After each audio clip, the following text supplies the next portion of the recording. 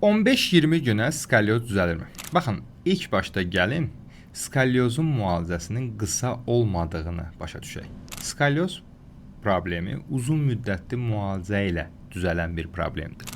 Qısa müddətə aldığımız nəticələr duruşumuzdakı olan asimetriyalar, əzəllərdəki olan gərginlik azaldıqca, idmanları, fizioterapiyanı etdikcə duruşumuzdakı olan dəyişikliklər ola bilər. Amma onurğamızda bir dəyişiklik görməyimiz çətin ola bilər. Təbii ki, gördüyümüz dəyişikliklər də yalançı düzəlmələrdir.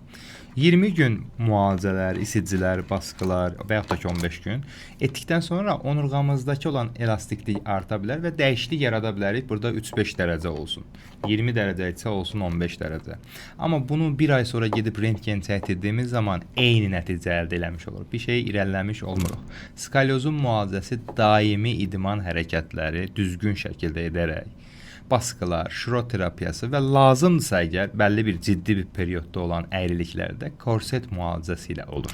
Ona görə qısa vadədə, qısa zamanda dəyişiklik vəd etmək düz deyil. Skalyoz müalicəsi uzun periodlu bir müalicədir.